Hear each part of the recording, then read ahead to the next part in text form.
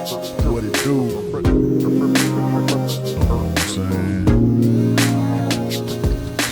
I'm talking about. Let's chop it up. Welcome back once again. Hey, if you tuning in, you're a real one. This is the Let's Chop It Up podcast. Don't forget to like, comment, subscribe. We appreciate y'all for still rocking with us. And we know it ain't easy because some of these brothers, you know what I'm saying? Nah, man.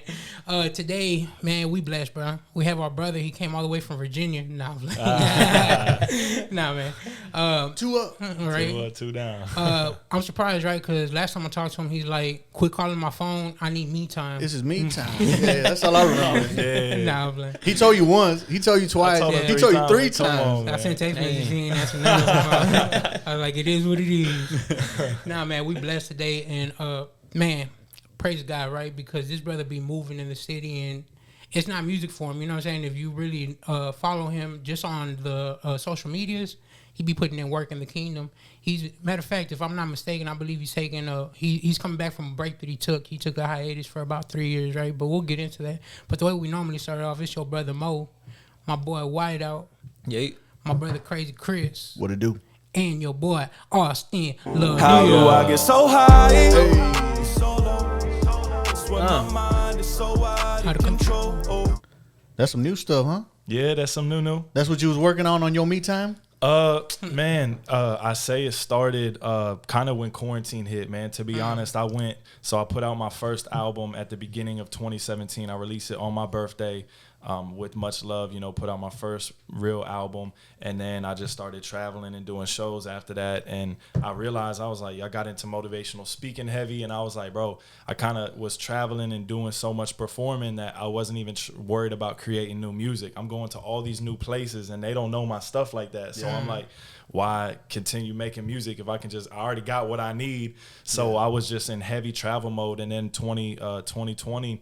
Even like I was literally en route on a nationwide tour to my first location. I had like 40 shows set up in a 30-day period of time, like schools and states across the country and stuff. And I was just going to continue that journey, the touring and stuff. And then COVID shut down everything. Yeah. So then I entered a season where it's like, okay, well now I can't perform, so I have to. I had to write music, so I felt like it was kind of God's way because I still wasn't gonna be worried about I'm still performing me time, new things. You were the reason why people didn't stop the spread. You was keeping the virus going. I was like, what you He like, I don't care about no virus.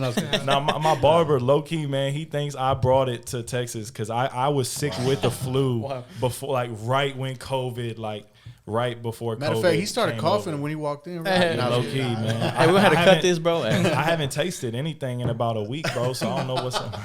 Luckily, we've all had it. Everybody in the room. Matter of fact, I still got it. By the way you dress, I can tell you have no taste. No. Damn. I'm just playing with you. Jeez, man. Wow. It's a joke. That was cold, Mo. Okay. Dad emoji, bro. Straight up. Damn, man, y'all made it hit a lot worse than what it was supposed to. No, that hit hard, bro. That hurt. That did hit hard, bro. That hurt. It hurt. Sheesh. It hurt. My bad. Mo feel bad now. It's my boy Mo on that new wave. We call him Mo 6'9" now. You know what I'm saying? I don't know if y'all can see, but that boy got purple hair. I'm gonna make sure. I'm gonna make sure I'm make it black in the video. No, I'm gonna color correct. Oh yeah, I'm gonna change contrast and brightness and whatnot. No, but that's tight. Matter of fact, I like one of the bars that you said. You said something about even before COVID or Corona, I was wearing a mask. Can you talk about it? Yeah. Expand on that bar because I was like, okay. Coronavirus, I was doing social distancing and wore a mask to cover thoughts of suicide that tempted me. That was essentially just talking about the battle of that song Ghost addressing like a natural tendency for me to just disappear when things get tough, when I start dealing with the pressures of life instead of doing life with community and open, relationship with people as God has called us to do. I've had that tendency of just now I'm gonna do it myself and completely disappearing, being able to cut off people just like that. You know what I'm saying? So that was me saying, man, before all this COVID, I was doing the social distancing kind of in an unhealthy way, battling with the suicidal thoughts and stuff, man. And that's all as a Christian, right? You walk in with Christ, God's taking you places, and you still having those struggles of like depression and I would say antisocial. I would say definitely definitely the most. I mean, I've had a relationship with Christ really my whole life, but because of my community, like I always tell people, I've always had the right heart, but I've not had the infrastructure in my life to help me along the way in the ways that I've needed it. So, man, I've dealt with a lot of suicidal thoughts, depression, anxiety with Christ, but the past 4 years of my life or so, doing life, having mentorship that I'm super intentional about, being intentionally, discipled, and like being overly intentional about telling people about everything I'm going through. Not everybody, but there's certain people in my life that know everything about me. Wow. And that makes me like, that eliminates the isolation, When you break that barrier of hiding stuff and just keeping it real, that's where you experience breakthrough, man. Absolutely. For sure. And it's necessary because, we talked about it on previous episodes, but my boy Mo is like my closest friend, you know what I'm saying? And even there was stuff that I wasn't even telling him, you know what I'm saying? So when we actually get to that point to where we can be 100% honest with people about what we're struggling with, that's when we experience freedom and deliverance. Yeah, that's the word of God, man. It says, confess your sins to one another that you may be healed. So 100%. Yeah. Man. Can you break it down, bro? You said you're being intentional about like finding mentorship, because for a lot of people that's kind of hard. Like for me, that's hard. Yes. I don't know about for y'all. It's been like a struggle, like finding not just a person, but someone you can connect with, open up with, and be like, I could relate to this person, and they're on a more mature level. You know what I'm saying? It's pretty deep because, since I've been mentoring and discipling many young men in the past years, the thing that I notice is consistent with every single young man, or nearly 99% of them, is they struggle with reaching out. They struggle. A young man, it takes everything in him to reach out to another man, because oftentimes there's deeper wounds going on in his life where he's got a fear of rejection, or there's been a man that has not made time, most of the time his father figure, that, he's felt the disconnect there. And, young men. So I realized through my process that, man, the mentors that I have in my life now, I had to overcome my emotional insecurities of like, oh, they're too busy for me, or they're not going to make time. And I had to, every Monday morning, hey, when are we good to meet up this week? Hey, when can I meet up with you? And if I don't get a text back, I'm not going to get caught up on my feelings and be like, oh, he don't care about me. I'm going to be like, nah, he's busy. He's got a life, but I want something from him. And he's made himself available to me, and I'm going to hold him to his word and intentionally like being out. I'll send a text every day, not on some desperation, but hey, just following up, man. If you got some time, let me know. Hey, just another follow up, man. If we can grab lunch sometime, and I'm gonna take all the pressure and energy. So all he has to do is say yes. But I'm, that's how a lot of my mentorship started, because it's not even personal a lot of times. Everybody's busy, everybody got lives, and I've got mentors that are multimillionaires, high capacity people that do they have room to mentor other people? Probably people so. like myself? Well, that's one of the things that we do in the ministry. We call them goals coaches. People that are goals like coaches? Goals coach. Okay. Because that's kind of the thing through Eyes on Me and what Trey has shown me. That's one of the first mentors that I got. Trey was discipling me hands on, and he was like, bro, you don't know how to work your finances. You don't know how to manage your bank account. Man. You don't know how to work a schedule. That was me years ago. And now I own that's me right now, bro. I was just like that. I had anxiety to check my bank account. I didn't have a schedule, but negative $2. Yeah, no, that's how it was. But it's changed. A lot has changed from my goals coach. Because men need to know how to deal with that How stuff. did you meet Trey Lane? I met Trey. We were talking about this the other day. I think I met him for the first time when I was living in San Marcos, like 2015.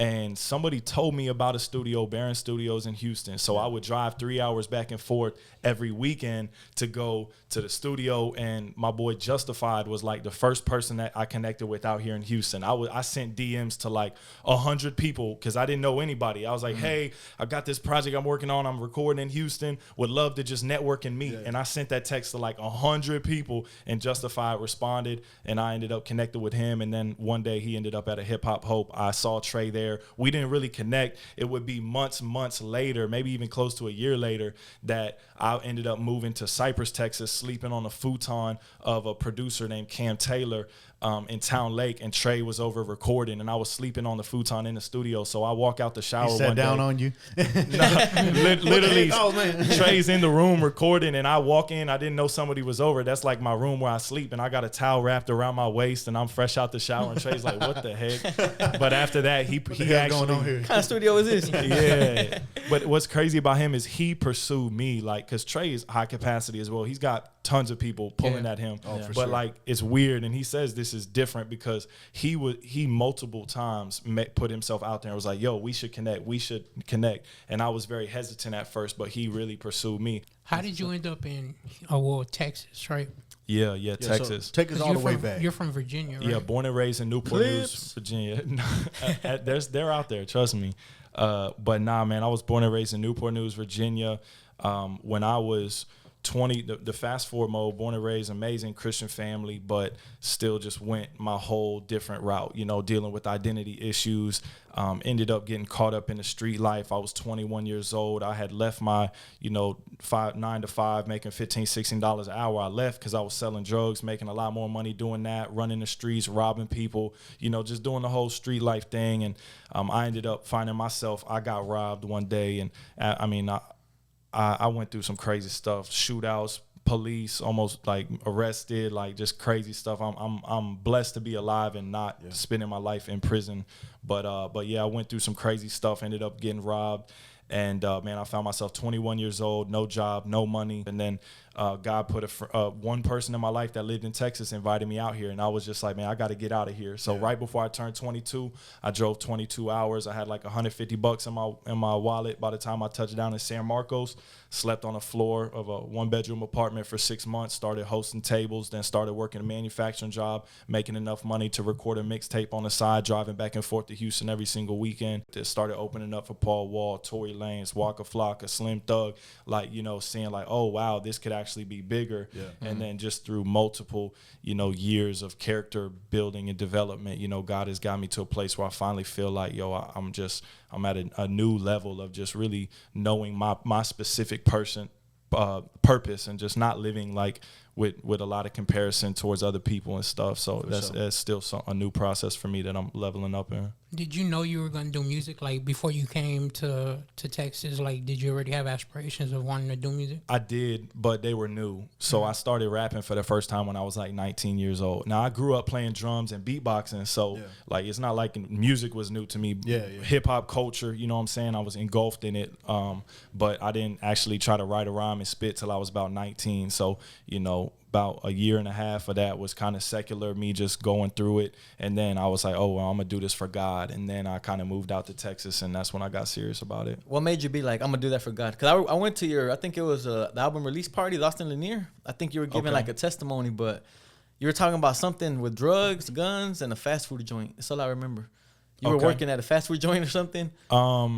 I forgot what testimony he had, but I remember it was powerful. Maybe you were a giving story your of me testimony. almost being killed at Burger King. Probably that was it. Okay. Yeah, that was it. I think. Okay, so what are you asking? Yeah, so what happened? what happened there? Like, what was that testimony? Stories. What happened there that made you kind of be like, well, I'm gonna do it for God, or that led to it? Yeah, there's a couple of things that led to it, man. Really, when I started rapping, like it was at a college in Vermont, and like I had this rhyme book, and I remember my mom found it one day, and she came to me just bawling. Like my mom was just weeping because she saw what I was writing, and it was just like how much I hated my life and how much I wanted to be dead. And then my mom and dad, like being the strong, amazing Christian parents that they are, were really just encouraging me of like, Austin, what you feed your mind is really important. So I went to like, I don't know if it was like a Lifeway or some kind of Christian store, and I bought like all the Christian rap CDs, and I just remember like not hearing anything that was talking about addiction or being in the streets for real. Yeah. Like it was all about like slaying demons and Bible verses. I remember one song that Lecrae talked about anger, and we're talking about like Lecrae 10 years ago plus. Yeah. Like it was a raw song, and I was like, I just had it on repeat, but it wasn't a lot of other stuff that I was grabbing to. So that's when it clicked for me, like, yo, if I can't find what I'm looking for with the message that I need to hear, then I'm just gonna do it myself. Yeah. Wow. Can you speak on because in one of your songs you had mentioned that at the age of 6 you were already on medication for depression? ADHD. Okay, yeah. And then depression came later. Man, I've taken it all. But that causes depression, don't it? Those pills? Yeah, they can. So it gets to a point where you taking one pill, then you take another pill to counterbalance the side effects, then you take another pill, and then be drinking and smoking at the same time. Yeah. You know, it's just you got a whole concoction going on in your mind at the end of the day. So I want to get a little bit deeper in. If you don't want to touch on it, we could move forward from it, right? You have a brother, or your brother passed away? So that song "Praying," a lot of people ask me that. No, and I'm okay talking about that 100%. Thanks for asking. No, yeah, man. So that's my brother Ashton. That's here ALA. So these are 3 of my friends that I lost, each one of them to suicide. So like I had different levels of relationship with each of these people, but it still impacted me because I'm a very empathetic person. So I don't even have to know somebody for a long time to really develop real emotions for them. But Ashton was somebody that I spent every single day with. Like we were best friends. You know what I'm saying? Yeah. Like he picked me up from work. We were just together all the time. Like his grandma was like a mom to me and stuff, and he and my parents were like family to him as well. So yeah, he's the one that I almost got killed at Burger King with, because I was dealing with some racist issues in my city where I'm from. Being a white guy in a predominantly black area like downtown Newport News, you talking about projects, you talking about Section 8 housing, you talking about like it's not a lot of white people just walking around the streets out there. So the day before I almost was killed, I was walking to my car from work because my license was suspended, right? So I'm walking to Ashton's job because he was driving my car. And as I'm walking through the hood, and the cop pulls up on me like as if I was doing something wrong. Like he was about to jump out with the quickness. He comes up, he's like, "What you doing around here?" I'm like, I'm walking to my car or whatever. And he was like, okay, like, you know, he was essentially saying, bro, you're out here to buy drugs. Like, there's no white people out here. Like, I know what you're doing for real. And I'm like, okay. He's like, let me see your license, registration, or let me see your license identification. I was like, am I legally required to show you my identification right now? So I think when I hit him with that, like, he was you like, asked for it. This ain't just no, like, you know what I'm saying? I kind of asked him that, and he was like, no. And I was like, all right, then.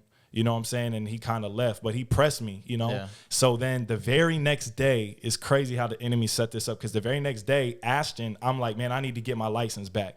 So Ashton, I'm trying to do the right thing, because I could just be whipping with no license. Yeah. But I'm like, yo, I'm Ashton. doing it to this day. No, half the time. So I'm like, yo, Ashton, take me downtown to the police station. Let's go in. That. I'm going to drive myself. Nah, I had him. I'm like, I'm going to do this right. And he's driving me, and when we leave, I see this cop as I'm driving by. The same cop? I know, a different cop, but I see him eyeing us, and he pulls out. And we drive down this road for must have been like 4 or 5 minutes, which, you know, doesn't sound long when you talk, but when you drive him, you're going a long distance. But he was a couple lanes over, and then when we busted a right on Jefferson Avenue, which is the road that take me back to where we were going, he switched 2-3 lanes to follow us then. And I could tell, you know, police be driving fast. So when they stay in the same speed behind you, they watching you. They lurking. Plates, they doing the most. So I knew when I seen him, you know, switch 3 lanes or 2 lanes to get and follow us, that's when I was like, I started getting pissed off. Yeah. So I told Ashton, I was like, bro, this dude is about to trip on us. So we're driving, and sure enough, you know, after a couple more minutes, he flashes, and we are driving in the lane, like ain't doing nothing wrong. Perfect. And he flashes. And bro, I was so heated from the day before that when we pulled into the Burger King parking lot, I just got out the car and I was like, oh, bro, nah. Oh yeah. I got out, and it's really crazy. Like I it's like, it's one of those things that I really could be dead, like so easily, because I've seen people get killed for so much less than what I did. And I don't take it lightly, like God's just miraculous protection of me in this day, because I got out the car and I was like, man, you know what I'm saying? I was going off. Man. And, you know, he immediately pulled out his gun and is like, and I'm just like cussing him out. And then that goes on for many minutes until eventually there's like 10 police cars fully encircled, like they had gone to their trunks, pulling out assault rifles from the trunks aimed at me. And I'm just like cussing them out. And Ashton gets out the car, and after like a couple minutes of this, like gunpoint, cussing out, yelling, like pissed off. And even one point, this is where it's crazy, because I remember going back into my car and like reaching in for my phone or something. And like, so I was in my car, the cops couldn't see what I was doing. And then I came back out, and like, I've seen, we know the videos that we've seen, like it can be a lot less to get somebody killed. Sure. But like eventually Ashton was like, Austin, please just give up.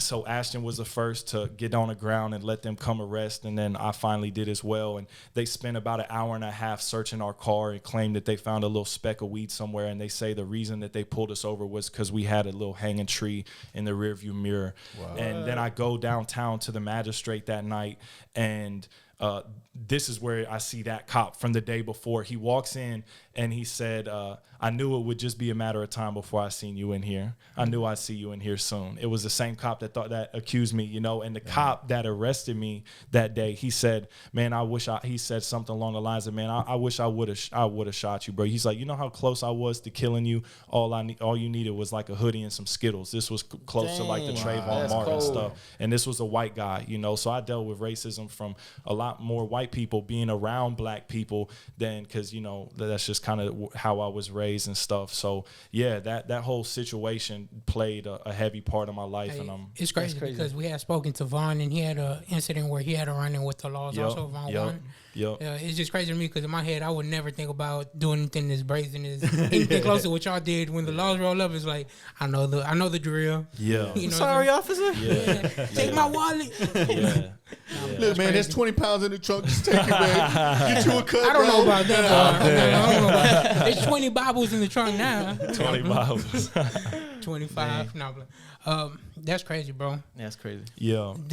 So that's the brother that you mentioned in the song. Yeah, years later he would end up taking his life, and that's why that song is special to me, because I think about the life that we lived together when we were together, and I knew the truth of God, but I was just battling my demons, and we were turning up together, and I just, if I could go back, I would definitely be more intentional about just sharing the hope of Jesus with him. You know what I'm saying? He didn't have a mom, he didn't have a dad, he had a crazy life situation, but he was smiling all the time. He was a clown. He was a life of the party, but he was battling stuff, you know. So question, whenever it ended up happening with him taking his life, did you see it coming, or did you know about his battle with not at all? Actually, suicide? it was when I had moved out to Texas that I found out.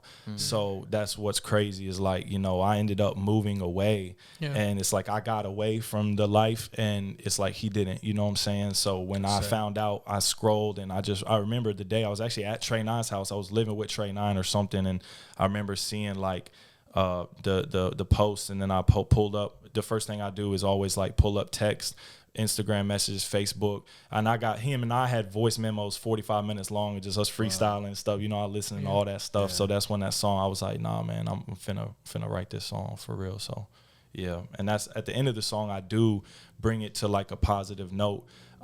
Because it's like, man, if that story can impact anybody, then glory to God for that. And I can say that I've been saying Ashton LaRon Abreu's name across the world, you know what I'm saying? And his story continues to live on, and God can bring, and has been bringing, like, he's been saving people's lives from that story, you know? Man. Because you go to a lot of high schools, right? And I know a lot of high school kids struggle with depression, suicide, a lot of bullying and stuff. Yeah, absolutely. So. Middle schools and high schools is my niche, man. I've done elementary school, but it's kind of, you got to keep it really kind of general there. Yeah. And college, they're kind of already set in their ways. So my heart is for the middle school and high school, Yeah, that's real. Did you battle with? If I'm not mistaken, I have seen some of the whenever you were speaking to the youth. And you're talking about being bullied and just basically the way it was for you when you were in high school.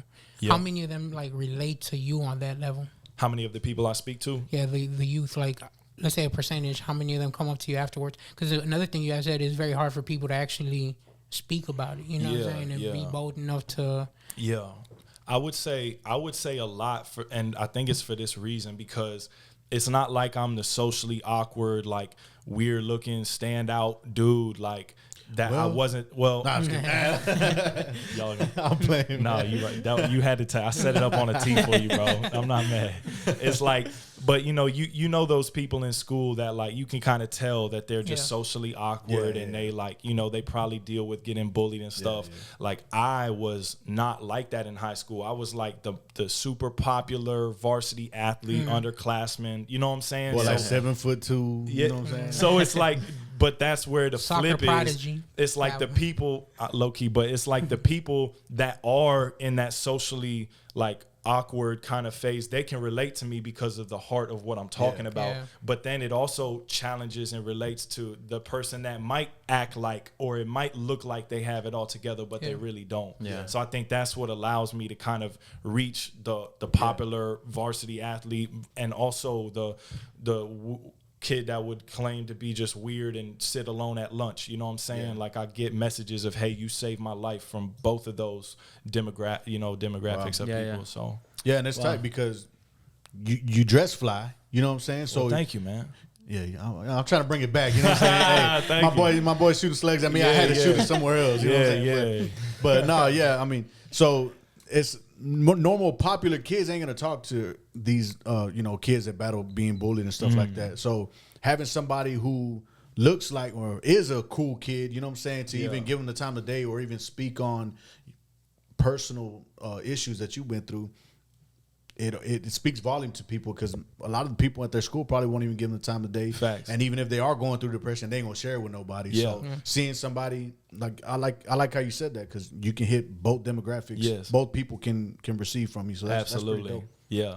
Can you speak about your battle with addiction? Because I know from a young age you were put on medication. You know what I'm saying? As you got older, I'm pretty sure it just ended up progressing with what you had to take. Yeah. At what point did you realize in your head it's like, you know what, this is an addiction? It isn't just medication.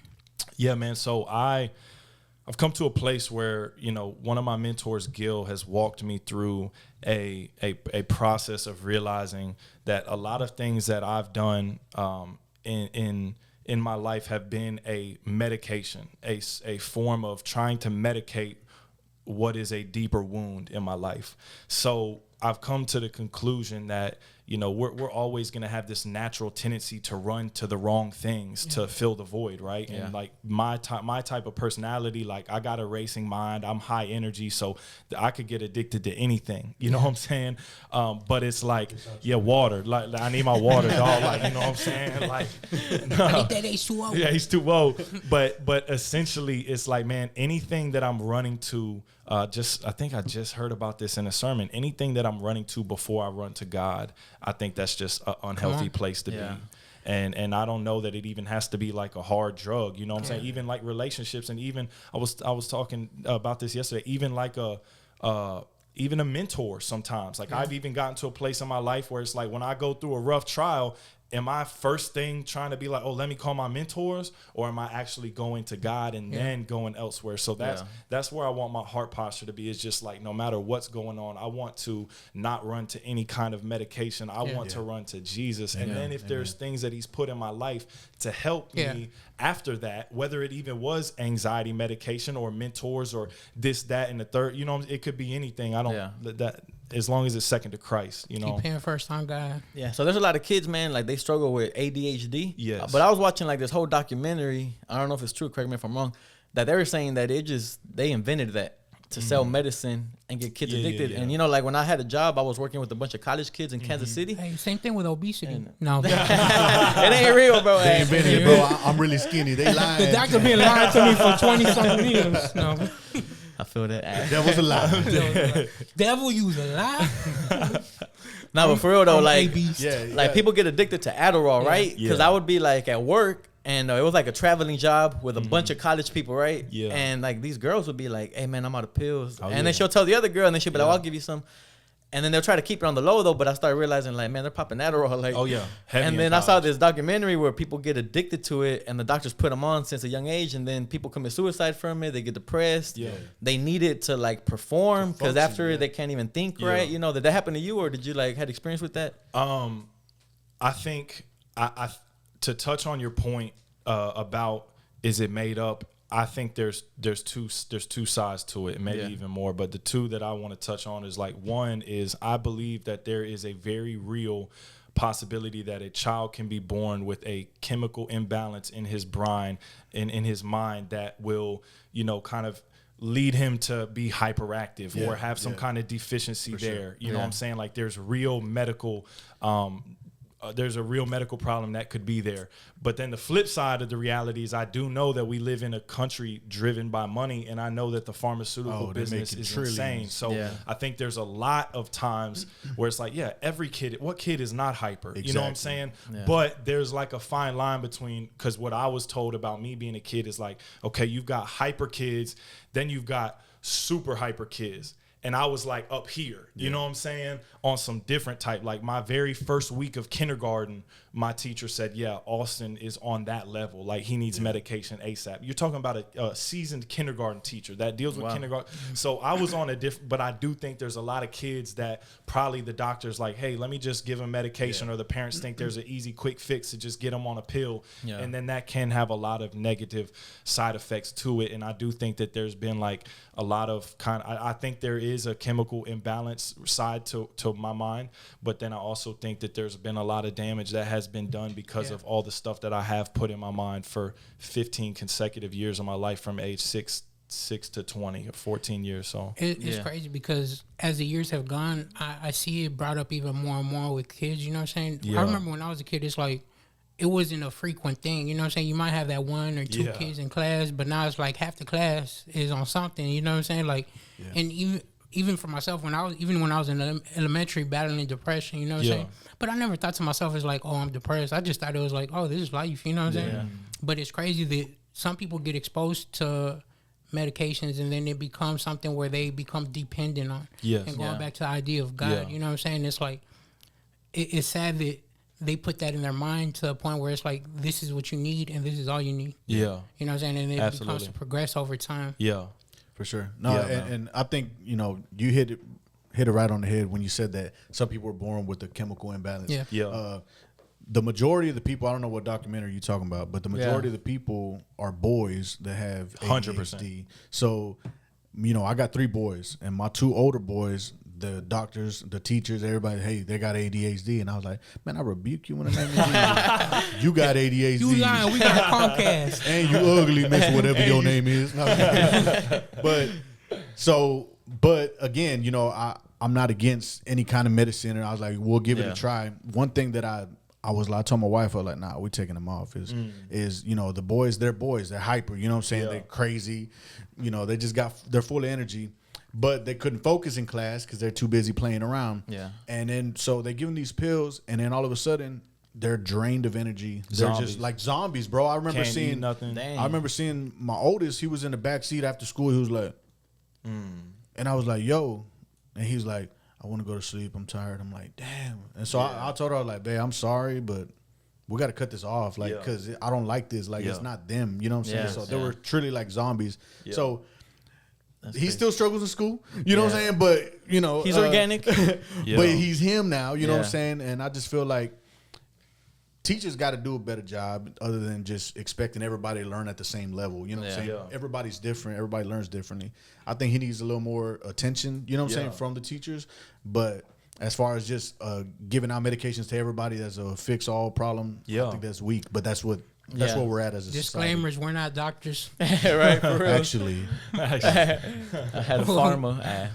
But that, I think it leads to a lot of drug addiction, though, in like America, because back then they had the crack epidemic, and then I don't know if y'all watched Dave Chappelle or not. He's not a doctor either, but he was talking about how now they have the opioid epidemic, and that now they call it a mental health problem. When back then it was crack, you're going to jail. Now it's like, it's just pills. All these kids are on it, and it's a crazy problem.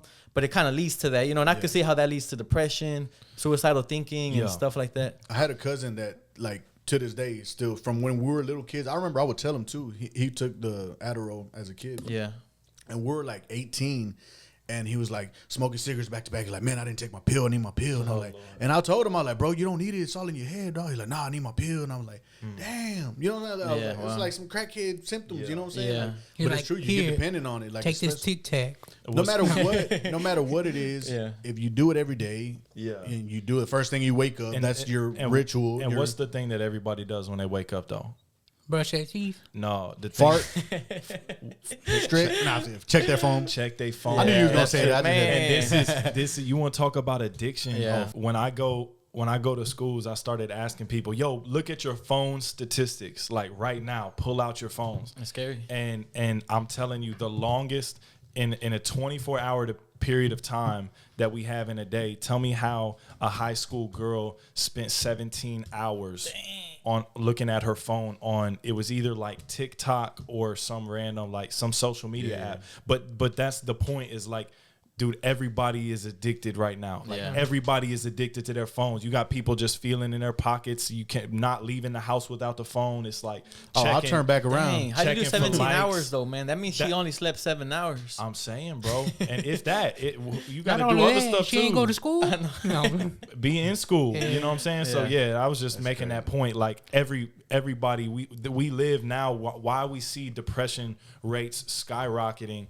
Like, it's not just because of this, but the phone, the access to quick stimulation. You log on, you can get all this information, a new load. You got 1 and 2 year olds. I seen one of my homies' little 2-year-old girl. He got a call coming in on his phone while she's watching YouTube videos, which is another thing. You know, we had I had Game Boys and stuff, but I wasn't 2 years old watching YouTube videos. I had Pokemon. Crazy. But this little girl, like 2 years old, he gets a phone call coming in. She swipes away the call and goes back to the YouTube video. I'm like, you can't even talk and what, but you know how to swipe away, like you work in the phone. No, you couldn't answer the phone and at least they call back later. I'm saying, but Let me call my 4-year-old and tell him he better not do that. She over there, Coco Melon. Nah, for real. Nah, my nieces and nephews, they be doing that on my mom's phone. They straight up ignore. It's crazy. Yeah, and if you 2 or 4 watching this, go look up Lanier. Yeah. Facts, man. Facts. Nah, but it's crazy. Yeah, because, I mean, it goes for anything. Like you said, you know, you did it for a little bit with trying to go to your mentors first. Yep. Some people go to drugs to feel that, you know, instead of going to God. And the other thing, too, is people trying to find their identity or their self-worth is, do I look cute? Do I look good in this picture? How many likes am I going to get? Oh, I ain't gonna lie. I posted stuff not on to look cute, but I make memes. Some dudes make millions. I make memes. You know what I'm saying? Other people make memes. That's me. Anyways, I make memes. And one time, like, I posted it, and it was like 3 hours went by, and I got like 1 like. I'm like, what the hell? It was funny. You took it know down? what I'm saying? I deleted it. I gotta repost But it. I went back. I kept refreshing. I'm like, something wrong. Did I put it on private? Why ain't nobody see? No. I even went to the Facebook, checked it back on IG. I'm like, okay. It wasn't funny, bro. No. Yeah, it wasn't funny apparently. I was laughing though hard. So I deleted it. See what happens when you have no taste. That brother there, man. Hey, so all of this we're talking about, like, emptiness, does that kind of lead to your songs that you came out with recently, Ghost and Empty? Yeah, so the crazy thing is, man, I wrote these songs during quarantine. So like this is like a year ago, maybe even a little, like probably exactly a year ago. So Ghost, Empty, the songs, I mean, I wrote about 20 songs during quarantine, you know what I'm saying? So I'm going to be consistently releasing music for a while now. But Ghost and Empty came from that season of my life where, you know, Ghost was more me addressing the deep wounds. Empty was more me addressing like the reality of, man, I know I've searched and tried to find fulfillment in a lot of these things. And now, you know, like I know what it's like to wake up in a $1 million house and have all the toys and money in the bank and jewelry and stuff and still feel empty, you know what I'm saying? And that's just a real point. I was very intentional because trust me, I'm gonna get to the point where I'm just making turned up hype music. I got some pop stuff. I even mess around and made a dang country song. But it's been important to me. Where that at, man? Come on, Hey, bring it. shoot, don't tempt me. I'll sing the chorus right now.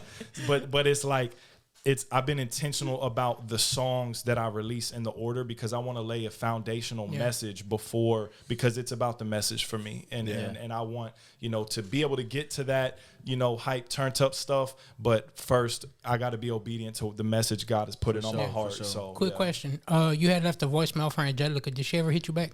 She did. And she kept on dodging you in the text messages, did, bro? but when she saw the music video, like most females, then when they see a music video, then they hit you up. So Hey, you know what? That was very clever of you. I'm just playing. Because she wasn't answering before. You like, man, let me put it on blast. Put it on blast. Video got 15,000 views. She like, oh, now let me call him. You know what I'm saying? I ain't get the message. You was I slick, seen the you was video. slick with it though, man. You was slick with I'm it. done. No, but one thing I want to ask you, Angelica, was she a real person? Was she just an embodiment of just Was she a ghost? No, so check this out. This Was is she a the ghost? this is the funny part.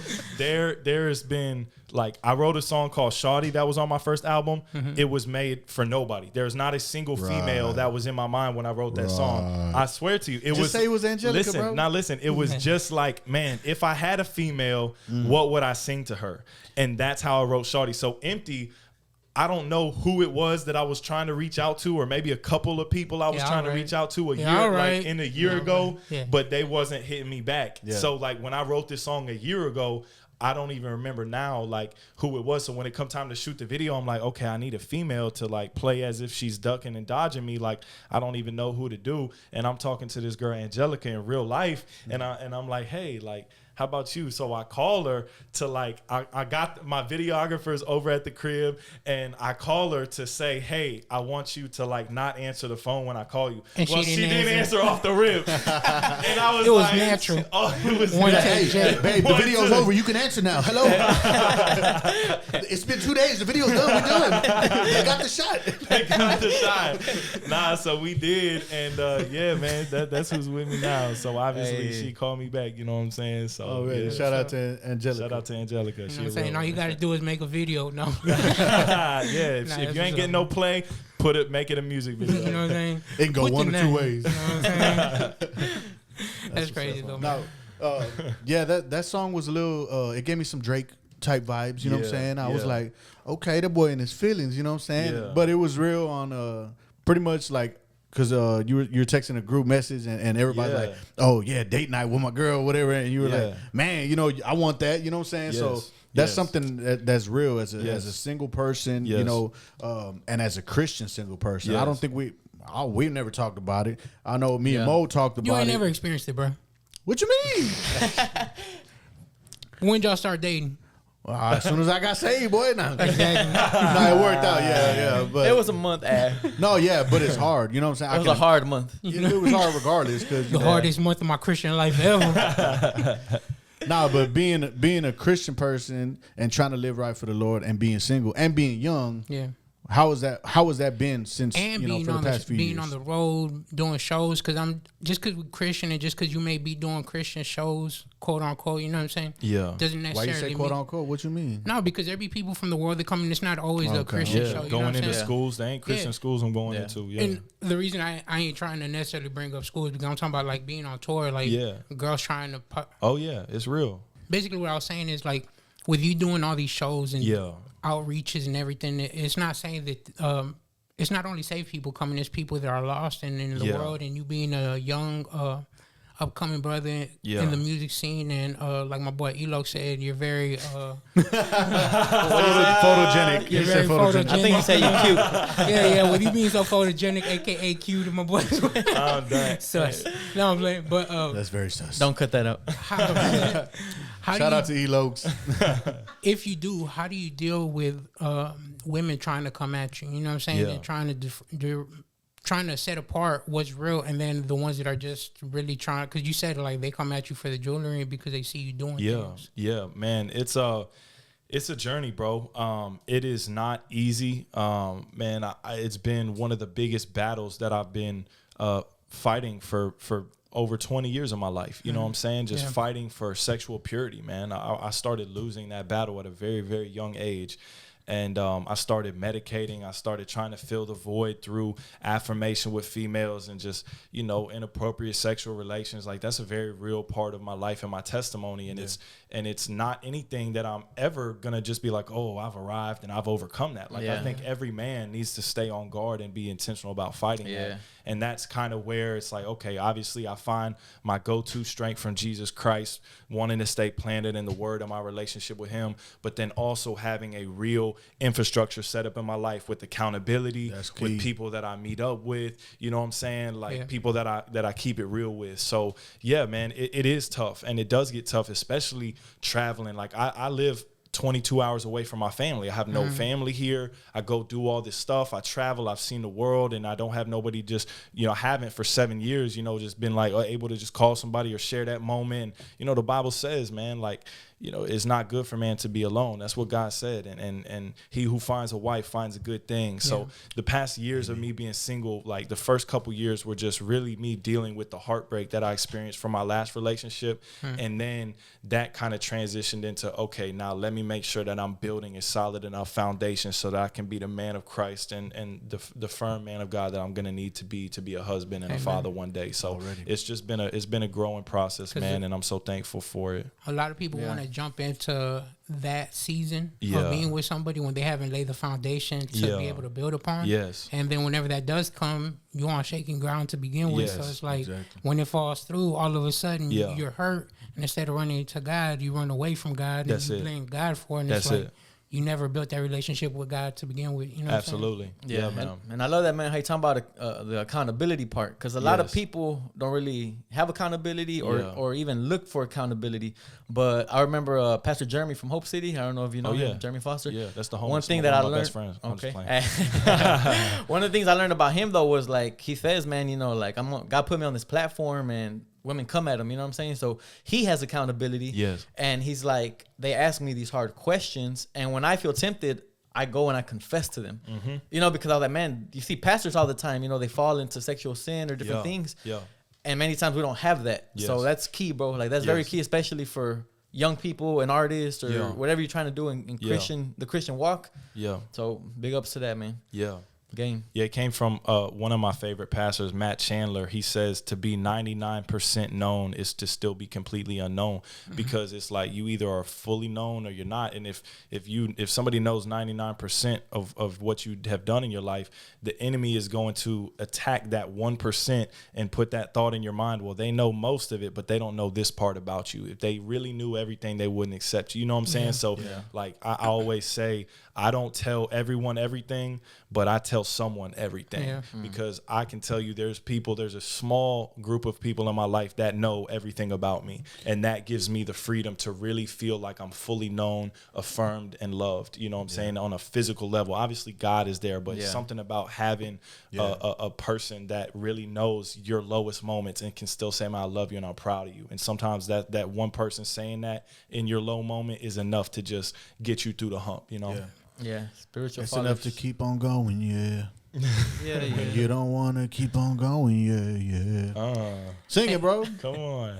He's like, I don't know what's on You don't remember that? I don't. That ain't you? With the World Rejects. Oh, that's their chorus. Yeah. No, wait, I did. That wasn't. I was like, wait, is that not him? I thought No, that was. him. That was. Nah, bro, that was Justin Bieber. It was just so off tune. I couldn't recognize it. Man, I told you to put auto-tune on that. Ever since the lack of taste, he can't hear things right. You know what I'm saying? Things is just falling off for my boy. Yeah, Pray for my boy. The purple hair is blinding me, bro. And then he got a rainbow on his shirt. It's like, hold on, man. There's a lot of colors going on over here. Hey, I'm glad you switched up because I was about to say something I was going to regret. Yeah, don't do it. Now, one thing I was going to ask, right, and we'll get into the idea of features right now. What was the reason for an almost 3-year hiatus from music? So, if you don't mind sharing. No, 100%. Okay. Let me try to remember. So like I said, man, 2017 happens. I drop my album. I've now transitioned probably about a full year of leaving my 9-to-5 job, and I'm doing music full time, just like stepping into a new world, like loving it. It's amazing, experiencing new things, going to new places, really living like, okay, I'm a rapper now, and I'm doing this full time. By the end of that, I was going through some learning processes with my record label of like just kind of creatively. I felt like I was not meeting.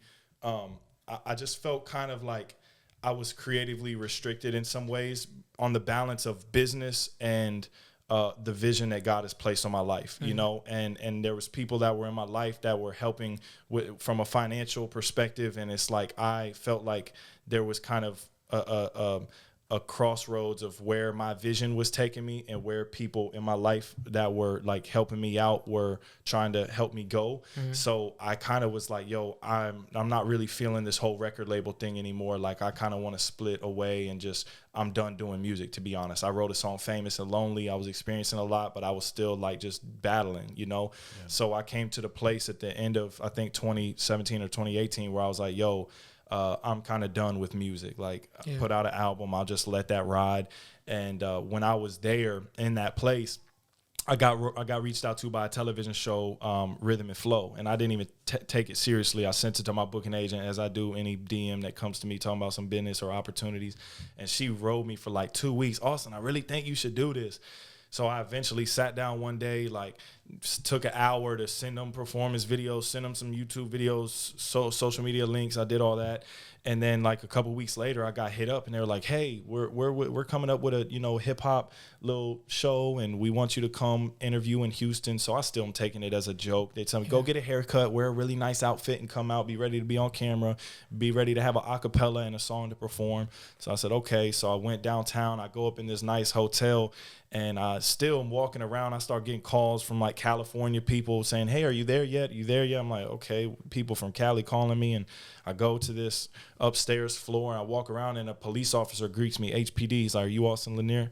I was like, yeah. Not again, law. I think he was like, all right, follow me. So he takes me to this room and sure enough, you got a warrant for your arrest. Yeah, turn around. Dang, it sounds like one of those things. Come downtown and you get a free DVD. Got Got him, coach. Got him.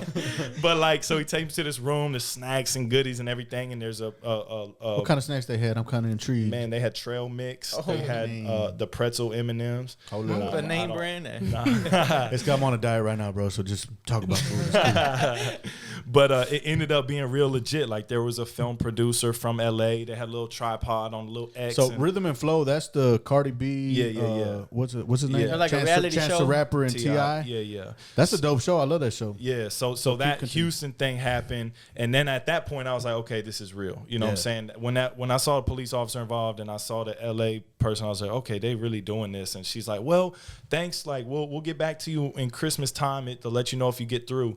So then I was kind of excited, but still didn't take it too seriously. Then Christmas comes around, I get a call. They're like, hey, congratulations. We want you in LA next week to do the celebrity performance. So I was like, yo, let's go. Yeah. It just got real. So that first time, what'd you do? You just performed in front of I was sent. There was like a little tape, a little tripod. The lady asked me questions for about 10 minutes of interviewing. Then she said, all right, do an acapella and then perform. And they had this little crappy speaker, and I think I did me time. You know what I'm saying? But they ended up calling me a month or two later, say, congratulations, we need you in LA or Atlanta next week. So they paid for the Ubers, paid for my flight, like put me up in this real nice hotel in downtown Atlanta. Man, they gave us like a per diem, whatever, $100-something a day to spend on food. And I was like, oh, this is about to be crazy. Yeah. I meet like 50 other people that are there from across the southern region of the United States. And we do this big questionnaire, like 1,000 questions when we first get there. They're checking like our mental health. And they had the craziest, like, have you ever seen dragons pop out of the walls at nighttime? You know what I'm saying? Like twice. Every night. Yeah, like they checking to make sure you ain't cooked. But anyway, so like the next day they take us downtown, and I'm telling you, when we pull up in vans, and there's like 10 box trucks, and they're unloading these big old movie cameras, and there's like 100 people with clipboards and headsets, and I was like, oh, they're shooting a movie. Yeah. Wow. And they're like, yeah, you're gonna be performing for the executive producer and lawyers greet us in the room where we're chilling doing the reality show part of it. And they're like, yeah, this is gonna be a game-changing television show. Congratulations on making it this far. If you make it past this round, you'll be going to LA to be filming for the finals and stuff. And so they're like, yeah, like congratulations type, and tonight you're gonna be performing for 3 celebrity judges. They didn't tell us who it was, but we quickly realized it was T.I., Quavo, and Big Boy. Yeah. So man, that day we spent that whole afternoon. They set up cameras in the room, and like I'm naturally a leader. So what happened was like me and I had, you're in a room with 50 people, you're gonna kind of find who you knack with and just kind of stick with them. Me and a couple of my homies, we started just freestyling. And I remember the producers came up there like, yo, they're talking to me. They're like, oh, yo, can you like stop that? Wait till we get the cameras set up all the way. We'll do it again when you come back. Literally, that's what it was. It was like, all right, bet. So we chilled, and then they came and let us know, y'all go pick. So I picked it back up. I was like, all right, let's go. It started off with like a little cipher, maybe 4 or 5 of us. We just spitting acapellas back and forth, and then by next thing you know, it's like the whole room is going, and you could quickly tell who was really about that MC life, who could really spit, and who was kind of like just just like timid and stuff, and we didn't know if some of the people were actors. Long story short, by the end of the day, they're taking us over by buses across the street to where the celebrities are, and I go, and I remember watching backstage the two people in front of me, like the judges were being real critical. They didn't send them through, you know, and I went up on stage, and, you know, I'd already predetermined my outfit. You know, the producers, before I even flew out there, wanted to see pictures of all my outfits for the days, approve it, go over what my message was. Like, it was all structured. Yeah. And I was wearing my shirt with the initials, you know, and the hat, and talks about my friends, motivational speaking. They told me that's what the judges, you know, T.I. is going to ask about. So I got on stage, rapped the first verse of Famous and Lonely to some whack beat that they gave to everybody, and killed it, man. Like, the crowd was going crazy. They were relating. At the end of it, I walk up, because they tell you, come back to this square right here, mark this little X marked on stage to get your feedback from the judges. And T.I. was like, yeah, man, like, I had high expectations of you when you came up here, and you didn't disappoint me. And him and Quay, like, they gave me the highest praise out of anybody else that was in Atlanta. Wow. And I found that out later from watching everybody else. I was like, yo, these dudes, like, high key, I was the best in Atlanta. And I'm not trying to say that like boastfully. A little bit. But it is what it is. I'm just telling you, man, from what the judges said, like, straight up, and even from the room of like freestyling, like, I was the leader. Like, they even asked me to like pray before, and this wasn't even a Christian event. They're like, yo, before. So it was a big spiritual test for me, because they're all going out to the strip club. I got a yes that night. All of us that got yeses stuck around. Everybody that got a no was sent away, and they're like, yeah, so man, congratulations, y'all. Clear your schedule for the next 3 months, January, February, March. You're going to be in LA for the filming for the finals. So I did that. I ended up, remember, this ties back into the record label. I was about to give up. Told them I don't want to do music no more. Then this show come, and they telling me this about to change the hip hop culture, be a huge deal. And I was like, all right, so I guess I'm getting back into music. And I waited, you know, the first month, the whole January passes by, and I'm just excited. I cleared my bank account. I ended up having to pay money to my label to get out of my contract early. I kept my schedule clean for 3 months, and I'm a full-time artist. So if I'm not doing shows and doing stuff, like, I'm not making money. But I'm like, man, it's going to be worth it for the show. I signed a 33-page, $5 million liability contract for the show Rhythm and Flow. And then a couple days before I'm supposed to get my itinerary, I get a call, and they let me know that they chose to remove me from the show for reasons that I never to this day knew. And that was one of the most disappointing, like, heartbreaking things in my life, where I went from like ready to give up on music. Then this worldwide television show comes, and I go far. And when the show releases, like, they don't even show me, they don't show my performance. They show me in a couple seconds of the clips, but they don't show me praying. They don't show like me killing it on the freestyles and like essentially being a leader in the room that people were looking up to. And to this day, my boy Troy, man, my boy 2 Live Bree, like, we still, Caleb, Colossus, like, I can hit them all up right now. They'll tell you what was really happening, but it showed me like, wow, like, Troy, man, went hard. And that's what I was thinking. I was like, man, was this like season 2? Because I know they got to be working on season 2. Because they were. I was like, man, I gotta go rewatch the whole season. I was like, I didn't catch it, man. It's so, because they didn't show none of that. No, but I mean, that was a real thing, bro. So like, then when that happened, I was like, man, forget music for real, for real. This is 2019. I said, man, I've already got an album. I'm just gonna do motivational speaking and say forget music. I got the songs that I need. So then I focused on motivational speaking heavy, reaching out to people, and I was traveling the world by the time doing motivational speaking by the time that 3 months was over and stuff. So, you know, God used that to redirect me and help me in the motivational speaking side. And then 2020 was my plan to bring the motivational speaking and the music together. Then COVID shut down the nationwide tour, and then I started writing songs at the crib. Now it's 2021, and I'm starting to release some music, and hoping the schools open back up. So I know that was a really long story, but you add a lot of depth to it. Question to follow up on that, right? Do you think it had anything to do with your faith and you being willing to be open about it? I think absolutely, because if you really watch the show, especially the Atlanta episode, they chose to highlight the story of a girl who was like, they took the cameras into a strip club and watching her twerk pretty much naked, and she's like highlighting how she comes from a Christian family and her parents were so bad to her and she ended up stripping and stuff. And I'm like, why you're like these? It's not random stuff that these producers choose. Like there is high level people sitting in a room with sheets of every person and what they stand for. They knew what I was about from way before when they were looking at me in Houston. 'Cause they found you. So I figured they might have brought me out there to either think if I was going to switch up and trip up, and trust me, there was opportunities. And that's why I was so proud of myself out there, because I didn't go to the strip clubs. I had girls hit me, and I'm in this nice hotel, everything paid for. I got these girls that is naked everywhere, all these girls that, you know what I'm saying? And like they hit me up at night like, yo, let's go up, let's link up. And I was like faithfully journaling, like just thanking God for the opportunity. I was so faithful in walking.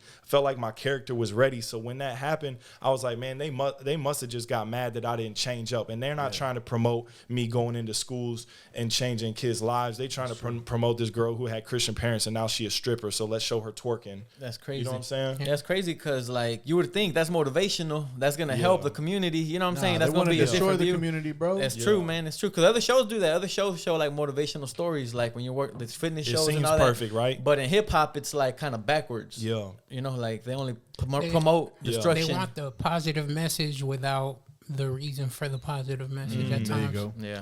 Nah, but you know what? God is gonna honor your faithfulness and not compromising who you are, and God's seen even if nobody else seen. Absolutely. And you're sharing it now, but either way, God sees and knows when you really tested and when you alone in the city. Yes. You could have did anything. You know what I'm saying? Like and you that's said. what we call a real one. You a know real what I'm one, saying? bro. Cheers. Hashtag real one. You know what I'm saying?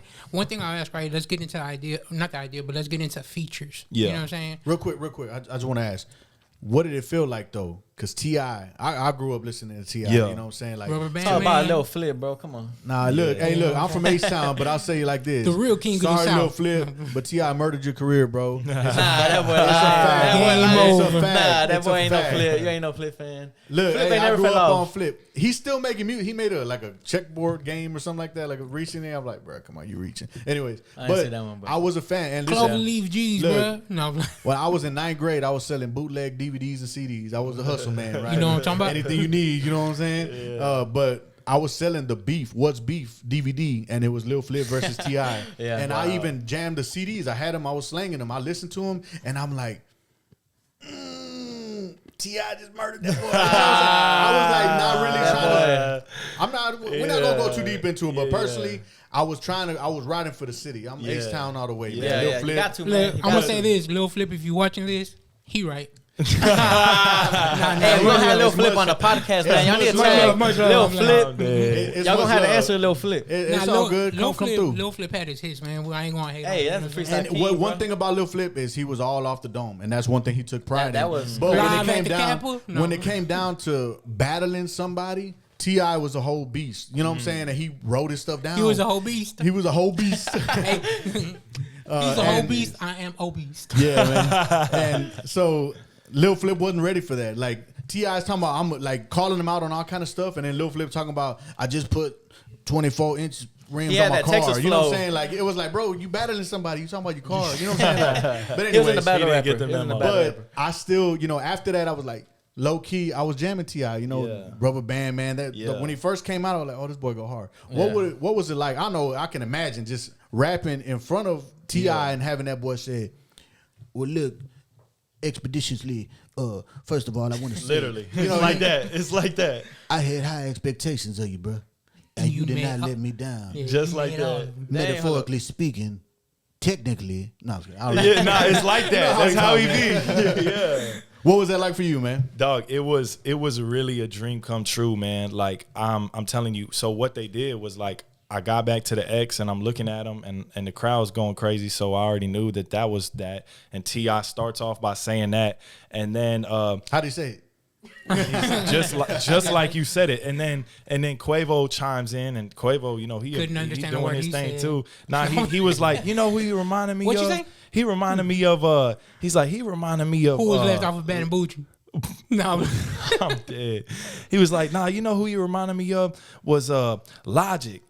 And I'm like, okay, like, dog. I don't know if you comparing me trying to to- Logic. And T.I. was like, nah, he remind me of Eminem. I'm thinking, I laugh. I'm like, I said this. I was like, oh, so y'all just, I'm white, right? He remind me of NF. Let's name all the white rappers. Nah, and then they were like, nah, because like Logic got that precise flow because the verse that I rhymed, it was like, you got to hit some precise syllables and stuff. But then I'm also singing the song Famous and Lonely. So I'm talking about some deep, dark stuff. And that's why T.I. was like, nah, but Eminem he hitting that emotional, like that dark, raw side, like emotion. So I'm like, bro, I was just like, yo, y'all are comparing me to some goats right now. Like, I'm cheesing hard. Yeah. And then I just like, yo, Atlanta, make some noise, turn off, walk off stage. They go crazy. And then they drive me back across the street to where we meet back up with the rest of the, you know, the people to just continue the reality filming part. And, you know, they take the camera and film me one-on-one. Like, how does it feel? I was just like, yo, it's amazing to be here. Glory to God, man. Yeah. Like, just keeping it real, bro. Yeah, didn't switch up, just kept it a buck.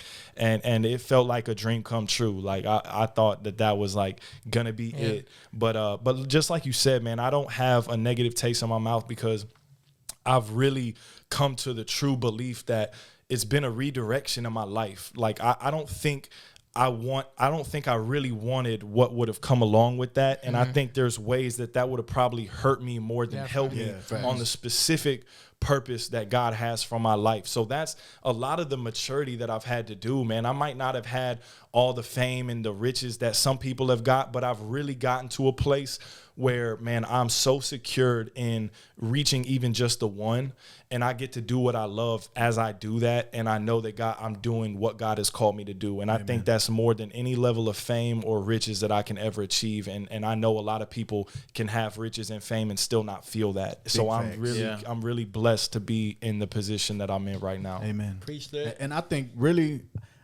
God was giving you a glimpse. You know what I'm saying? Like, hey, I'm gonna do big things with you, and I'm gonna put you in front of people. Now, that could have been bad. You know what I'm saying? Like, absolutely. It could have been bad because that was the beginning stage, you know? And as you progress, it's like the more temptation going to get harder. Going to LA, you know what I'm saying? So, but I think God is still going to do even bigger things in your life than, thank you, man. Than T.I. and Big Boy and Quavo. You know what I'm saying? Like, so. And I think it was in the song Austin, whenever you had mentioned, basically, God gave it to you, he could take it away. You know what I'm saying? Absolutely. So I think it's just a perfect example of like, hey, God did everything for a reason, you know what I'm saying? And it could have been something, but at the same time, it could have been something detrimental, you know That's what I'm right. saying? So praise God for keeping you where you at. Yes. And for some people, it's a negative, you know what I'm saying? But thank God that you don't view it like that, you know what I'm saying? Yeah. So going back into the idea of features, you know what I'm saying? Who have you featured with recently, you know what I'm saying? And then after that, who do you have in mind to be featured with or have as a feature? Yeah, man. Let's see. My first feature ever was I Am Justified. He was on my mixtape that I put out. After that, on my album, I connected with T. Wayne out here in Houston. So he featured on 2 of my songs. One of them I released. One of them I didn't release.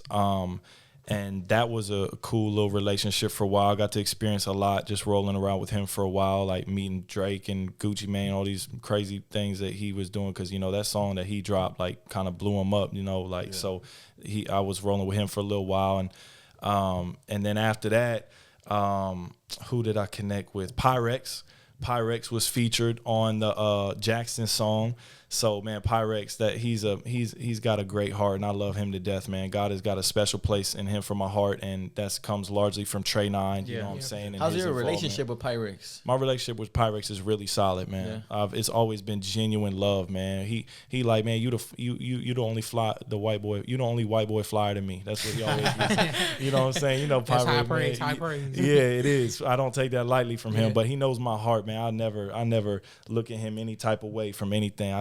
He's got the most incredible testimony, and he's been through things that people would never even imagine. So, you know what I'm saying? I always he can call my phone any day, and I'm gonna be there for him. Yeah, it's always love between us, and it'll be that way. Yeah. More features. Let's see. So that's Pyrix, ASAP Preach, man. My dog ASAP Preach. I'm excited. He's gonna be on the next song that I released. Okay, that's what's up, man. Yeah, man. He killed a verse for me, and it's a song that kind of talks about, like, you know, our tattoos and stuff and the testimony. A lot of people look at people that are tatted up and just kind of make judgments and stuff. Yeah, so, I've been judging you all night, bro. Yeah. Why you sleeping up? If y'all ain't know, right before the show, we was getting tattoos like KB. Yeah, this was fresh right here. Come on, Brian T, please forgive me. Come on. I'm dead. That's a touchy subject. That's a touchy subject. You know, tattoos. For some people. For some people. For me, it's not. For me, I'm Gucci. Oh, and it shows. No, I got a tattoo session tomorrow at 11 to 2. Y'all hear that? So. Brian T, you know where to find him. No, Thanks. So yeah, ASAP Preach killed his verse. My boy Zonti, we cooking up something right now. So so you just working with white people, huh? Pyrix, T-Wayne ain't white, man. Come on. Who's next? But what's cool is when you ask me who's like a dream feature, man, I like working with people that I have a real connection with. I'm not just trying to get up with some stranger just because he got a name or some clout. Like, nah, man. Every single person that's ever been on my songs has really been in my life, and really we've connected on a personal level to where we can make something real. That's how I like it. You know what I'm saying? So yeah. That's what's up, man. You had a few features with like people like Bizzle. Yeah. You've been on a song with KB. Yeah. Like, these are like heavy hitters in CHH. You know what I'm saying? Like, how does that happen? Like, they reached out to you? Man, Bizzle been an OG in my life for a while, man. I always have been cool with Bizzle, probably 4 years plus. Ever since I touched down in Houston, he was somebody that I would call and just reach out to for guidance and just, we connected. You got his number? Yeah. Text it to me. Shout out Bizzle. Come on the podcast, bro. We've been waiting to chop it up with you, man. Bizzle, you a real one, bro. Yeah, man. Yeah, Bizzle. Well wishes. No. What's his number for real, homie? 281. I got you. 281-330-8004. Hey, podcast over money, bro. Come on. Podcast over money. And KB too, man. KB is a solid dude. I love connecting with him, shooting a video, man. I've had some really good conversations with him as well. And yeah, man. That's KB, crazy, bro. come on the podcast too. KB, come on. HGA to the K. Yeah, that's big, bro. Because Bizzle and KB for me, they're top 3, bro. Like CHH, like they up there. You know what I'm saying? Yeah. So that's crazy that you got a feature with both of them. You just missing Lecrae from my top 3, and you up. You know what I'm saying? That's on the next album. He says coming. I know, right? Now he's been hitting me up, but he just can't afford my feature. You know what I'm saying? So step the game up. And you got a feature with Matthew Parker. Oh yeah, that's the homie too. We connected crazy type in Nashville. I spent about 6 months living in Nashville. Was meeting up with a lot of different record label people out there, and man, one of them was like, "You gotta meet this dude. That's just like he's a beast." And it was Matthew Parker. I went over to his crib, and this dude will like sit down and be like, "Yo, I'm gonna make a beat. Give me this water bottle. Give me this mug," and just like start clinking stuff together on a mic and puts together something amazing. Like he would do it. You play the drums, bro. Come on. No. So we've got 2 songs featured together, man. Yeah. He jumped on. He actually helped produce Shawty, the turn up side of Shawty. I jumped on one of his songs and maybe even 1 or 2 of his songs. I don't even remember, but we've worked together. And he's an awesome dude, man. Super talented. Man. That's tight. Question: right now, if you were to pull it up, what is Austin Lanier banging? Is it worship? Is it rock? Is it Man, rap? I'll tell you, recently I've been on a weird 90s throwback kick, like 90s and early 2000s. Yes, yes, and also Maverick City is going ham right now. So I've been on some worship. Hey, they coming to Houston soon, aren't they? Yeah, I'm gonna be there. Yeah, Zonti's coming. No if y'all want to see my boy, he's gonna be at the show. Yeah, we're actually doing a couple of free shows. Zonti, we just talked earlier today. So he's coming. What's Zonti's number? Yeah. The plug. That boy, the plug. I'm dead. Come through when you in town, bro. I'm dead. So he's like, yo, we coming to perform with like Maverick City, me, No Big Deal, Miles Minnick. You know what I'm saying? Just 350. Hands full Put of. this in the group chat. Yeah. So he's like, bro, where else can we go? So my first 2 thoughts Let's Chop It Up podcast. Let's chop. Nah, I was thinking. Nah. I'm gonna keep it real. Nah. It was Grace Church for Wednesday night where I've been serving there for about 6 months faithfully at Grace Church Houston. In their youth group, so I just got confirmation. Up in Conroe. Southside. So so actually that show's going to be taking place. I think June 30th on a Wednesday night. It's going to be open to the public, man. Nice. So so we'll be doing that show, and then I told him about like let's do a Hip Hop Hope on Thursday night. You know what I'm saying? Like in the inner city with Trey 9, link up and get some big name artists out into the hood that would never have artists come out, and then they're going to do their thing with Maverick City. And we're also performing at Fellowship Houston. This show ain't been announced yet, but it'll be me, Zonti, Miles Minnick, and maybe Benaya. I think No Big Deal is not sure if he's going to fly in time yet. Okay. But But y'all heard it here first, What man. is this date? What day? This is the first date. The June 30th. June 30th is a Wednesday night. That's the show at Grace Church Houston. That's going to be for the youth and anybody else that wants to come to that. And then whatever that Friday and Saturday. I don't know if it's the 3rd and the 4th or the 2nd, whatever. But it's that June time or frame. July. It'll be July. Oh, So okay, that's June good. 30th, but then transitioning into early July for the Von Juan's Fellowship Houston show out there. And yeah, man. So that's dope. that'll be live. It'll be man. And shout out to that homie. What's his name? Luis Romero. The one that put it all together from. He has like a brand called Hiatus or something like that. Yeah, he must be doing something, bro. Big shout out to him though. 'Cause Yeah. that's a tight event, That's bro. the one That's that shot like the video for Social Club. I think so, right? Yeah. Yeah, he's doing tight. something right. Yeah. That's Nice. what's up. Well, brother, like I say many times, we appreciate you.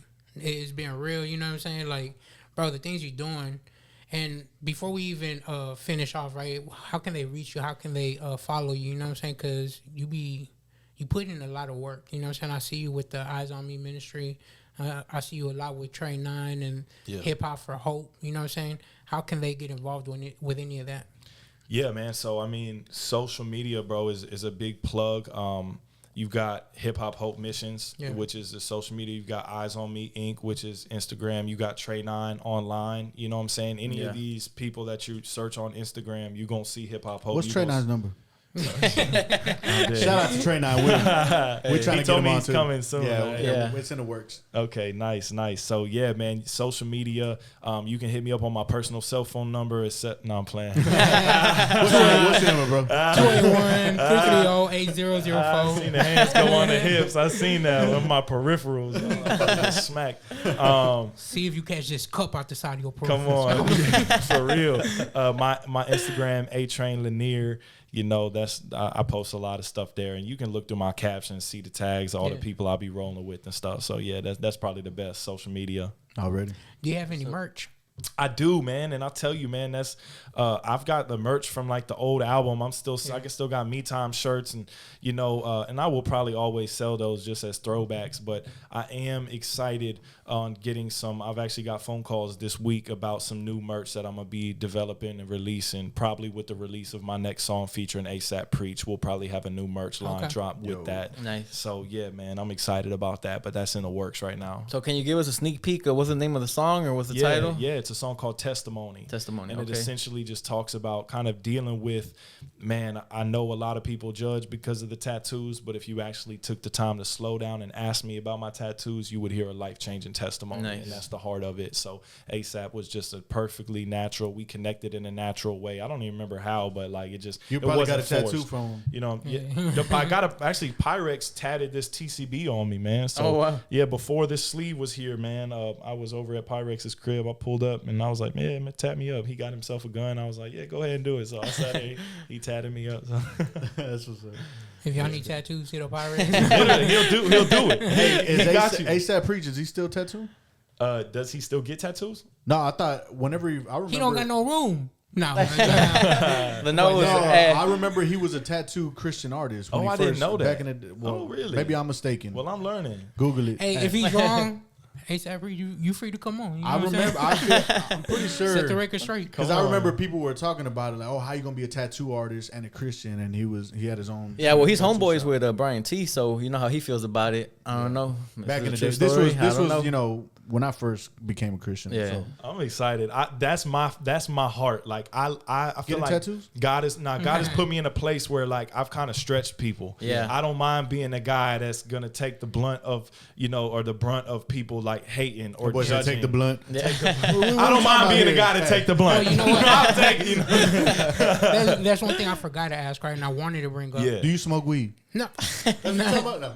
No, because I know Trey 9 had mentioned that you right before you showed up. Yeah, I'm actually about to go I thought smoke that's what right it was. now. Yeah, we're about to have another session on the Let's Smoke It Up podcast. I'm playing, Lord forgive me. No, look, because I had seen Trey 9 had mentioned that when he started discipling you. Yes. One of the things that you were, for the lack of better words, breaking out of or transitioning out of was smoking, because that was something you were very dependent on for the depression and all the things you had been going through. How hard was it for you to stop? And Man, was it just like overnight? No, absolutely not. That has been a journey, man, of just like really trying to break down like what do I even really believe about it? Because see, there's like a part of me that's like, okay, it's like illegal. The Bible says obey the laws of the land and stuff, you know, but then I also know like, you know, there are some very real medicinal benefits that, you know, people are seeing with marijuana. So that to me is something that, man, I say that's kind of got to fall. I don't know that, like, what would I say to a youth pastor in California that has a medical license to smoke weed for anxiety or depression? I don't know that I would tell him that what you're doing is wrong. You know what I'm saying? I don't know. This is stuff that I still kind of pray through and think about because, you know, here in Texas, it's obviously illegal. So that alone in itself is like, okay, that can't happen. Yeah. But it's like in a place where it is legal, I don't know that I don't know. I'm just being honest with you, man. That's something that I still pray through. I think right now with my ministry and the image that I have, I just don't think that's a healthy thing for me, you know, to be doing and talking about. But like, I don't know what I would be saying if we were in California, and I'm just being real, you know what I'm saying? Yeah. So one thing I always thought, and it even goes with alcohol and whatnot, if you're the type of person that battles with addiction, there's some things to just steer clear of, you know what I'm saying? It's like, why even expose yourself to it? And I'm not saying it's a gateway drug, but it does open a door to, well, maybe I could dabble in this and dabble in that. I'm not saying like harder drugs, but I'm just saying like, and then it starts, to be honest with you, it's like, smoking weed, it becomes like an all-day thing, you know what I'm saying? You smoke in the morning, like in the afternoon you still feeling it in the way of like, I'm tired, I'm sluggish, like I just want to pass out already, like you're not. It's mentally addictive. Yeah, mentally, you know? To a certain point. Because like my father-in-law, he has Parkinson's, and they just prescribed him some like real heavy CBD. So like, you been hitting it? You know what I'm saying? Nah, I'm playing. Nah, but at first, his daughter from Massachusetts over there, I think it's legal actually, the marijuana stuff. She was gonna mail him some, but they never got to it. You know what I'm saying? Charges? I know, straight up or something like that. But they didn't do it. But anyways, so she told him go to this doctor or whatever, and they had to like come drop it off at the house. Like my wife had to be there to sign the paperwork and everything. Like she had to drive because they weren't gonna give it. You know what I'm saying? Without somebody. Hey, tell them to ship it to my house. You know, and I kind of started doing the research on it because I was like, dang, you know, like, how do I feel about it? Yeah. And I just came to the conclusion, like, people like him need it. Yeah. Because he can't even sleep. Like, he shakes so much. Yeah. He like, Parkinson's, one of the main things is depression. Yeah. Like, you stop producing that hormone that makes you happy. You know what I'm saying? And then I was like, well, if it's healthy, like I could, and I was getting tempted kind of like, you know, I kind of like getting high, you know what I'm saying? If the Lord permits it, you know what I'm saying? But I got convicted, like, you don't need that. You know what I'm saying? Yeah. But everybody's going to have to kind of wrestle that. Because in a lot of states, they're opening it up to it being legal and this and that. And then I think at that point, it's like, where's your conviction with the Lord? You know, and that's, I think there's some things that you don't see a Bible verse that's like, hey, is smoking weed a sin? You know, is having a glass or two of wine? Because some people will be like, man, stay completely clear from alcohol. Some people can have a drink or two and just really feel no conviction. And I don't think that has to come in a way. The same way that, like, you know, when you talk about getting high, most people, like, I grew up smoking, like smoking heavy. Like, I was listening to Wiz Khalifa smoking an ounce in a night just because, rolling up. You know what I'm saying? Yeah, literally, that's what I was. But I was trying to self-medicate, but I was like smoking OD. Like, I was just going obsessive. But is there a place where they can like actually have micro doses where you're not just getting dumb high and like, you know what I'm saying? Hit the pipe it's like twice an hour. Controlled. I don't know. You know what I'm saying? Yeah. So, but that becomes what you were talking about earlier, dependency apart from God. Yeah. It could. So, it very well could be. And we do need to have sober minds. So that's kind of the conclusion I came to. Yeah. What I was going to say too, when I was thinking when, you know, you were supposed to go to LA. That's another temptation, especially if you struggle with that. Yeah. Everybody else is going to be smoking. Absolutely. For sure, you know so that's another temptation you would absolutely, man. Yeah. For me, going back to the idea of addiction, like when I was in the hospital, like 2 months ago, I went in there and I was like, I ain't going to take no medication because I know my type. You know what I'm saying? Like I have an addictive personality. You know what I'm saying? Like growing up, I would always overdo things. So I go to the hospital. Yeah, I overdo it, you know what I'm saying? Now, that's why I'm obese, I overdo it. You obese. You're a whole beast, bro. I'm a whole beast. But I went to the hospital and after the first surgery, I was still like, nah, I don't want the medication. I'm there in pain, you know what I'm saying? Like, I'm hurting. But I was still kind of like, nah, because I already know the doctor come in and he talked to me. And I took his word for it. He's like, it's not addictive. You know what I'm saying? Like, it's this and that. And it's like, okay. But I'm not going to lie. I started taking advantage of the situation. You know what I'm saying? I wasn't paying, like, for like a month and a half, like straight pain all the time. And it was like a surgery every week. So it was like, it was back to back to back. But I'll say like about 2 weeks before I got out the hospital, I remember I was sitting there and I was just praying. I felt bad because I was like, you know what, God, instead of like running to you, now I'm really starting, like I was looking at the clock. I was like 4 hours till the next time I can ask for more medication. Oh, you know what I'm saying? Like it started getting to that point. Yeah. You know what I'm saying? And it's not, but that's because I know the type of person that I am. Yeah. And I saw again what can surface, you know what I'm saying? So it's like, be careful because you give the enemy a foothold. And that boy come in like, you invite him in for a cup of tea, that boy want to stay for dinner. You know what I'm saying? Like, And dessert. And dessert. You know what I'm saying? Before you know it, he got a room in the house. Come on. Nah, but it be like that. You know what I'm saying? Yeah. So I'll say this. For anybody out there that struggles with addiction, you know what I'm saying? And you know that that's something that is in your timeline and generational curses and it hasn't been broken, don't even play with it. You know what I'm saying? Because I'm not going to sit here and try to condone drinking or smoking or doing any of that stuff. Make sure that you seeking God. Rely on him first, and if God allows it to be where he puts on your heart where, you know what, you need a little bit of something else, you know what I'm saying? Because going back to the idea of medication for whatever it might be, don't rely on that first. Don't run to that first. Run to that first. You know what I'm saying? Yeah, no, because that's real, man. I mean, you've got a side of it, and I'm not gonna just keep going on. We can, it's like, even with medication, like prescribed from a doctor, I think that stuff, like, we talk about people that abuse ADHD medication. You see the college kids in Adderall, like it doesn't have to, like, anything, alcohol, even. That's why I joke about coffee, but I do see people that literally can't go a day without getting coffee, and if they do, they acting funky. Like, let's not talk about coffee, bro. No, I'm just saying. So it's like, why are you judging me, bro? I'm just keeping it real, bro. Like, I think anything like that, that's why it all comes down to, like, man, you got to go to Jesus first and find contentment in him. And then from there on out, man, as long as you keep going back to him, he'll convict you if you stepping out of line. And if you got the right people in your life, then they will help guide you. And as long as you ain't straying away from Jesus and coming back to him, he going to be with you the whole way. And that's been the story of my life. So. Amen. Well, speaking of anybody who drinks coffee, y'all go cop y'all Let's Chop It Up coffee mug. Let's keep it real because it's not coffee in all of our cups. You know, I was drinking Red Bull. Got water in his. Either way, I poured a Red Bull in here, but it don't matter what you drink. You know what I'm saying? Hit the link in the description. Get it don't matter mug, what you drink. Drink it with class. You know what I'm talking about? I don't always drink, but when I do, be a real one. You know what I'm saying? Yeah, and there we go. Pinkies up. Appreciate that.